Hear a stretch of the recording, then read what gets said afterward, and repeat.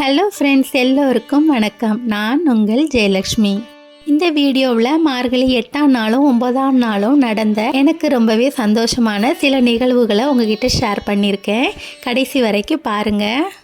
மார்கழி 8ஆம் நாள் ஞாயிற்றுக்கிழமை வந்தது. ஞாயிற்றுக்கிழமை நாளே பொதுவாக எனக்கு ரொம்ப பிஸியான நாள். காலையில் 3:30 மணிக்கு ஸ்டார்ட் ஆன என்னோடய வேலை சாயந்தரம் எங்களோட குலதெய்வ பூஜை முடிக்கிற வரைக்குமே பிஸி தான். அவ்வளோ வேலைகளையும் நாம் இழுத்து போட்டு செய்கிறதும் ஒரு தனி சுகம்தான். எந்த செயலையுமே பிடிச்சு செய்ய மோச்சில் அதோட வழி தெரியாதுன்னு சொல்லுவாங்க. அதுபோல் தான் இந்த ஞாயிற்றுக்கிழமையும் செய்கிற வேலைகளும் எனக்கு ரொம்பவே பிடிச்சது. மனசுக்கு ரொம்ப திருப்தியானது. எப்போவுமே நிலைவாசலுக்கு மஞ்சள் தடவுறதெல்லாம் வெள்ளிக்கிழமையே செஞ்சு பூஜை முடிச்சிருவேன். இந்த வெள்ளிக்கிழமை எனக்கு செய்ய முடியல. அதனால் அன்றைக்கி ஞாயிற்றுக்கிழமை தான் அதையுமே செய்ய வேண்டியதாக இருந்தது. பொதுவாகவே பிரம்ம முகூர்த்தத்தில் எழும்பி வேலை செய்கிறது ஒரு சுகம்னா, அதுவும் இந்த மார்கழி மாதத்தில் அடிக்கிற குளிரில் எழும்பி வேலை பார்க்குறது தனி சுகம். உங்கள் எல்லாருக்குமே நல்லா தெரியும், நான் ஒரு வெயில் பிரியை. எனக்கு குளிர் அவ்வளோ சீக்கிரத்தில் தாங்கிக்க முடியாது. நான் வெயிலை எவ்வளோ நாளும் தாங்கிப்பேன், ஆனால் குளிரில் கொஞ்சம் நடுங்கிடுவேன். ஆனால் ஏனோ இந்த மார்கழி மாத குளிர் மட்டும் எனக்கு ரொம்பவே மனசுக்கு பிடிச்சமானது.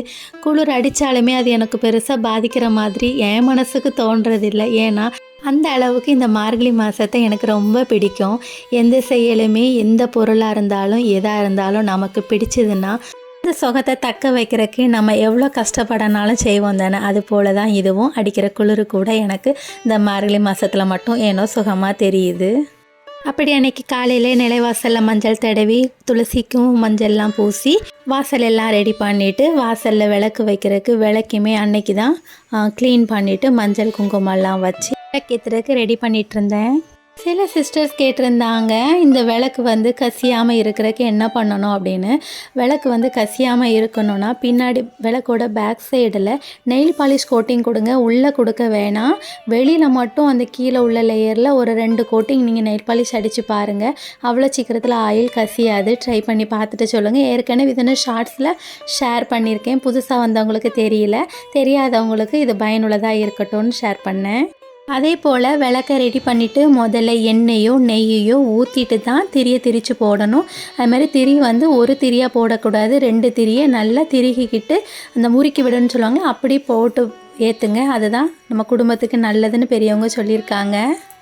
அதே போல் நூல் திரி யூஸ் பண்ணுறவங்களா இருந்தால் கொஞ்சம் காலத்துக்கு நீங்கள் பஞ்சுத்திரி போட்டு யூஸ் பண்ணி பாருங்கள். உங்களுக்கு கண்டிப்பாக அதோட மாற்றங்கள் புரியும். ரொம்ப விசேஷமானதும் கூட. ட்ரை பண்ணி பாருங்கள். இப்படி விளக்கெல்லாம் ரெடி பண்ணிவிட்டு அன்றைக்கி பிரம்ம முகூர்த்தத்திலே வாசலில் விளக்கும் ஏற்றி வச்சாச்சு. இப்போ எல்லாம் நான் ஒரு சிம்பிளாக முதல்ல கோலம் போட்டுட்டு பூஜையெல்லாம் முடிச்சுட்டு தான் கலர் கொடுக்க ஆரம்பிக்கிறேன். ஏன்னா கலர் கொடுத்துட்டு போகும்போச்சில் எனக்கு டைம் பற்ற மாட்டேங்குது. பிரம்ம முகூர்த்தம் கடந்துருது. நமக்கு பூஜையும் முக்கியம், அதே சமயத்தில் என்னை பொறுத்த வரைக்கும் எனக்கு கோலமும் முக்கியம். ரெண்டுமே எனக்கு உயிர் போன்றது தான். எதையுமே எனக்கு எதுக்காக விட்டு கொடுக்க முடியல. கோலம் போடுறது எனக்கு அவ்வளோ பிடிக்கும். அதுவும் மார்கழி மாதத்தில் மட்டும்தான் அந்த கலர் கோலத்தை நம்ம போட முடியும். மற்ற நேரத்தில் இந்த மாதிரி பெருசாலாம் போட்டுக்கிட்டு வாசல் அடைக்க போட்டு கலர் கொடுத்துட்டு இருந்தால் வீட்டில் உள்ளவங்களே கோவப்படுவாங்க. அதனால் எனக்கு இந்த மார்கழி மாதம் கலர் கோலத்தையும் விட்டு கொடுக்க முடியல, அதே சமயத்தில் பிரம்ம முகூர்த்தத்தில் பூஜை பண்ணுறதையும் விட்டு கொடுக்க முடியாதுல்ல. அதனால் நான் ஒரு சிம்பிள் மெத்தட் இப்படி தான் கடவுள்கிட்ட வேண்டி ஆரம்பிச்சிருக்கேன். கோலத்தை போட்டுட்டு விளக்கு ஏற்றிட்டு அதுக்கப்புறம் நிம்மதியாக சாமி கும்பிட்டுட்டு தியானம் பண்ணுறதுக்கு முன்னே என்னோட தியானத்தை கோலம் போடுறதில் காமிச்சுப்பேன். மொத்தத்தில் நம்ம மனம் உருகி ஒரு நிலைப்பாட்டோட மனசை ஒரு நிலைப்படுத்துறது தான் தியானம். அந்த தியானம் நம்ம உட்காந்து ஒரு இடத்துலையும் பண்ணலாம், நமக்கு பிடிச்ச செயலையும் பண்ணலாம். அப்படி தான் எனக்கு பிடிச்ச கோலம் போட்டு கலர் போடுறதில் நான் தியானத்தை பண்ணுறேன். பொதுவாகவே இந்த பிரம்ம முகூர்த்த வேலையில் நாம் விளக்கேற்றி நாம் வேண்டுறது கண்டிப்பாக 100% நடக்குங்கிறது தான் நம்பிக்கை. அப்படி எதையாவது ஒன்று நினச்சி வேண்டி தான் இந்த பூஜையை பண்ணணும்னு எந்த கட்டாயமும் கிடையாது. மனசார நாம் செய்கிற பூஜை அத்தனைக்குமே கடவுள்கிட்ட இருந்து நம்மளுக்கு நல்ல பலன் கிடைக்கும். எந்த செயலையுமே நாம் எதிர்பார்த்து செய்ய மோச்சில் அதில் நம்மளுக்கு வெற்றி கிடைக்காட்டா மனம் நம்மளுக்கு அதில் தளர்வடைஞ்சிரும். ஆனால் எந்த எதிர்பார்ப்புகளும் இல்லாமல் நம்மளோட கடமையை நம்ம கரெக்டாக செஞ்சிட்டு இருந்தால் இந்த பிரபஞ்சம் நம்மளுக்கு கண்டிப்பாக நமக்கு சேர வேண்டியதை நம்மக்கிட்ட கொண்டு சேர்க்கும். இதே தான் கிருஷ்ணரும் சொல்லியிருக்காரு, கடமையை செய் பலனை எதிர்பார்க்காதேன்னு. இந்த கருத்தோட எத்தனை பேர் ஒத்து போகிறீங்கன்னு எனக்கு தெரியல. என் மேலே கோவப்பட்டாலும் படலாம். பிரம்மமுகூர்த்த பூஜையிலே நம்ம வேண்டினது எல்லாமே கிடைக்குங்கிறதுக்காக தான் பிரம்மமுகூர்த்த பூஜையே பண்ணுறோம். அப்போ போய் நம்ம எதுவுமே கேட்கலனா எப்படின்னு கூட கேட்கலாம். அப்படி கேட்குறவங்களுக்கு நான் சொல்கிற பதில், நம்மளை படைத்த கடவுளுக்கு தெரியும் நம்ம கிட்ட எந்த பொருளை எப்போ எப்படி வந்து சேர்க்கணும்னு. நாம் அதுக்கான முயற்சிகளை கரெக்டாக எடுத்துக்கிட்டு இருக்க போச்சில் அந்த பொருளோ அந்த செயலோ எதுவாக இருந்தாலும் நம்ம ஆசைப்பட்டதை கடவுள் கண்டிப்பாக உரிய நேரத்தில் கொடுப்பாங்க. இந்த நம்பிக்கையை மட்டும் நீங்கள் வச்சுக்கிட்டு எந்த பூஜையும் பண்ணி பாருங்கள், உங்களுக்கு கண்டிப்பாக அதில் முழு வெற்றி கிடைக்கும். அப்படி அன்னைக்கு நல்லபடியாக காலையிலே பூஜையை முடிச்சுட்டு சிங்கப்பெருமாள் கோயில் போய் எங்கள் அப்பா நரசிம்மரையும் பார்த்துட்டு சாயந்தரம் குலதெய்வ பூஜையை நல்லபடியாக முடிச்சிட்டோம். இது அடுத்த நாள் காலையில் எடுத்தது. ரொம்ப சந்தோஷமான நாள். எதிர்பார்க்கவே இல்லை இப்படி ஒரு சந்தோஷம் அன்னைக்கு எனக்கு காத்துக்கிட்டு இருக்குன்னு. வழக்கம் போல் காலையிலே எழும்பி கோலம் போட்டு வீட்டில் பூஜையெல்லாம் முடிச்சாச்சு. அன்றைக்கி விடியறப்போவுமே எனக்கு ரொம்ப சந்தோஷம்தான். எனக்கு மட்டும் இல்லை, எங்கள் வீட்டில் எல்லாருக்குமே. ஏன்னா அன்றைக்கி தான் நாங்கள் திருப்பதி போகிறதுக்கு பிளான் பண்ணி வச்சுருந்தோம். காலையில் 9 மணிக்கு கிளம்பணுங்கிறதுக்காக காலையிலே எழும்பி ஓரளவுக்கு முடிக்க வேண்டிய வேலைகளெல்லாம் ஃபாஸ்ட்டாக செஞ்சுக்கிட்டு இருந்தேன். அப்படி அவசரமாக வேலை செஞ்சிட்ருக்கிற நேரத்தில் தான் எனக்கு அந்த அற்புதமான ஒரு நிகழ்வு, ஒரு சந்தோஷம் எனக்கு நடந்தது. என்னன்னு பார்க்குறீங்களா? எனக்கு பிடிச்ச மார்கழி மாதத்தில் என்னோடய லக்கி நம்பர் 9ஆம் நாளில் 9 மணிக்கு எனக்கு 1000 சப்ஸ்கிரைபர் ஆண்டவனோட ஆசீர்வாதத்தாலும் உங்களுடைய அளப்பெரிய அன்பாலையும் எனக்கு கிடைச்ச உறவுகள் இவ்வளோ பேரும். என்னோடய சேனலை சப்ஸ்கிரைப் பண்ணி என்னை இந்த இடத்துக்கு கொண்டுட்டு வந்த அத்தனை உறவுகளுக்கும் என்னோட மனமார்ந்த நன்றிகளை தெரிவிச்சுக்கிறேன். நீங்கள் கண்டிப்பாக சப்ஸ்கிரைப் பண்ணலைன்னா இந்த இடத்துக்கு நான் வந்திருக்க முடியாது. அதனால் உங்களோட அன்புக்கு என்னோட நன்றிகள் பல. இந்த சந்தோஷத்தோடையே திருப்பதி போகிறதுக்கு எங்களோட பயணத்தை தொடங்கியாச்சு. என்னை பொறுத்த வரைக்கும் திருப்பதினாலே எனக்கு அது சொர்க்கம். ஏன்னா அப்படி தான் நான் திருப்பதியில் போய் காலடி எடுத்து வைக்கும் சொல்ல உணர்ந்தேன். அது வரைக்கும் திருப்பதியை பற்றின எந்த கற்பனையும் எப்படி இருக்கும்னு நான் யோசித்து கூட பார்த்தது கிடையாது. சிவன் வழியிலே வளர்க்கப்பட்டதுனால பெருமாளை பற்றி எனக்கு அவ்வளோவா ஞானம் கிடையாது. அதனால் திருப்பதி பெருமாளை பார்க்கணுன்னு ஆசையும் நான் பட்டதில்லை. ஆனால் கல்யாணம் முடிஞ்சு 10 நாளில் நான் என் கணவரோடு வந்து அந்த இடத்துல இறங்கும் போச்சில் நான் பூமியில் இருக்கேனா சொர்க்கத்தில் இருக்கேனான்னு தான் எனக்கு அவ்வளோ ஒரு ஆச்சரியம், அவ்வளோ ஒரு சந்தோஷம். எனக்கு அதை வார்த்தைகளால் எனக்கு இப்போ சொல்ல முடியாது. அந்த சொர்க்கத்துக்கு மறுபடியும் நாங்கள் ஃபேமிலியோடு போனதில் எனக்கு ரொம்ப சந்தோஷம். எந்த கோயிலுக்குமே பொதுவாக அந்த கடவுள் நினச்சா மட்டும்தான் நம்ம அந்த இடத்துக்கு போய் அவங்கள பார்க்க முடியும்னு சொல்லுவாங்க. அதுவும் திருப்பதிக்கு கேட்கவே வேணாம். பெருமாள் அனுமதி இல்லாமல் நம்ம அங்கே போகவே முடியாது. அப்படி தான் பெருமாள் எங்களை திடீர்னு ஆசையை வர வச்சு எங்களை அங்கே வரவழைச்சாங்க. ஆனால் அந்த பெருமாளை பார்க்குற பாக்கியம் அன்னைக்கு கிடைக்கல. ஆனால் ஒரு அதிசயம் நடந்தது. நாங்கள் தான் பெருமாளை பார்க்கல, ஆனால் பெருமாள் எங்களை பார்த்துருக்காங்கன்னு எங்களுக்கு ஒரு உணர்வு பூர்வமாக அவர் தெரிய வச்சார். வீடியோவில் ஒவ்வொன்றா சொல்கிறேன். நாங்கள் திருமலையை அடையிறதுக்கே 7 மணி ஆயிடுச்சு. அன்னைக்கு என்னோடய கணவரும் 2 பசங்களுக்கும் மொட்டை போட்டுட்டு நானும் பூமுடி கொடுக்குறதா வேண்டியிருந்தோம். ஆனால் அங்கே போன பிறகு தான் எங்களுக்கு தெரிஞ்சுது ஜனவரி 1 வரைக்குமே தரிசனம் கிடையாது. முன்னாடியே புக் பண்ணவங்களுக்கு மட்டும்தான் தரிசனம், மற்றவங்களுக்கெல்லாம் தரிசனத்தை கேன்சல் பண்ணியிருக்காங்கன்னு. 300 ரூபாய் டிக்கெட்டில் கூட பார்க்க முடியாத சிச்சுவேஷன் இருந்தது.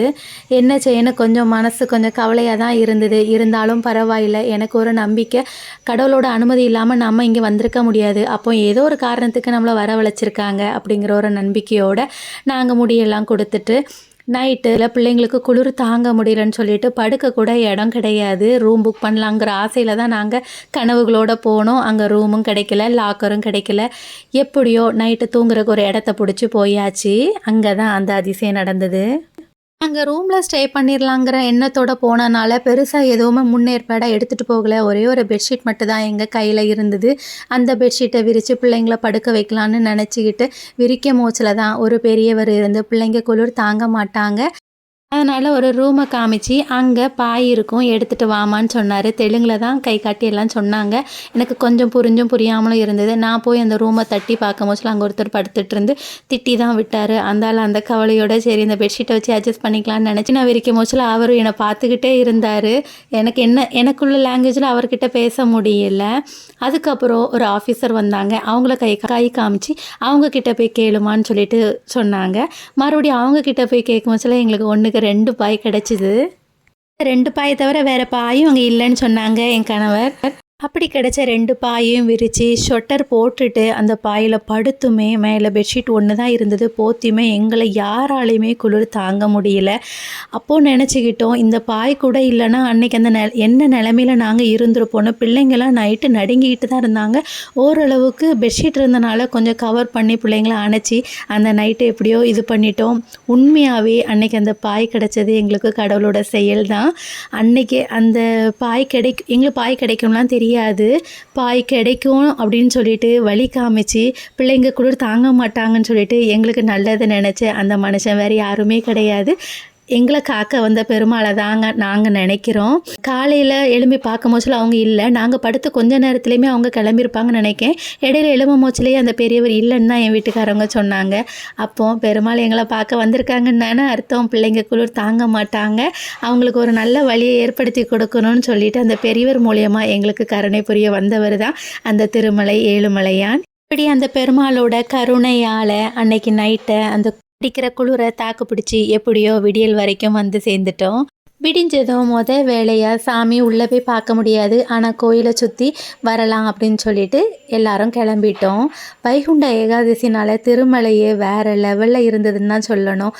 அப்படி ஒரு அலங்காரங்கள் வார்த்தையால் எனக்கு அதை சொல்ல தெரியலை. அதனால தான் உங்களுக்கு எல்லாமே நான் ஷூட் பண்ணி கொண்டுட்டு வந்தேன். உங்களுக்கும் அந்த கண்ணாலையாவது பார்த்து அந்த சுகம் கிடைக்கணும்னு.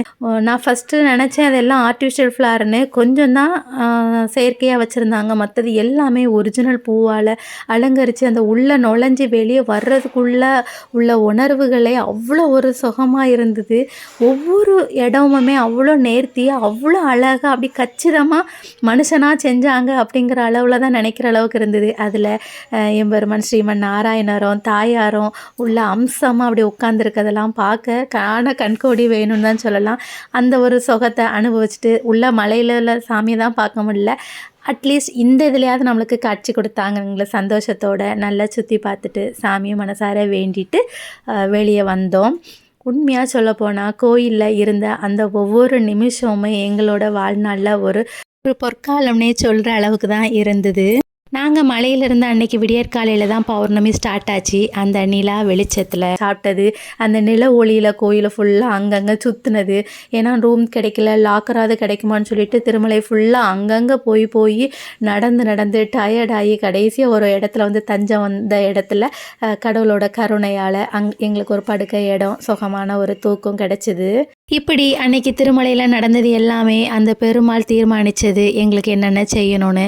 அதுக்கப்புறம் வீட்டுக்கு வந்த பிறகு தான் எங்களுக்கு தெரிஞ்சுது, திருமலை வந்து சந்திரனோட பரிபூர்ண அருள் வந்து கிடைக்கிற இடமா. பூமியிலேயே திருப்பதி மேலே தான் சந்திரனோட அருள் வந்து முழுசாக இறங்குமா. அதுவும் திங்கள் அல்லது வியாழக்கிழமை திருப்பதியில் போய் தங்குறது ரொம்ப விசேஷமாக. அன்னைக்கு தான் நாங்களும் அங்கே இருந்தது நினைக்கும் போச்சில் எங்களுக்கு ரொம்பவே சந்தோஷம். பெருமாள் ஏதோ ஒரு கணக்கு போட்டு எங்களை அங்கே வரவழைச்சிருக்காங்கிறத எங்களுக்கு புரிஞ்சுது. திருப்பதி போயிட்டு வந்தால் திருப்பம் வரும்னு சொல்லுவாங்க. எங்கள் வாழ்க்கையில் என்ன திருப்பத்தை தர காத்துட்ருக்காங்கன்னு தெரியல.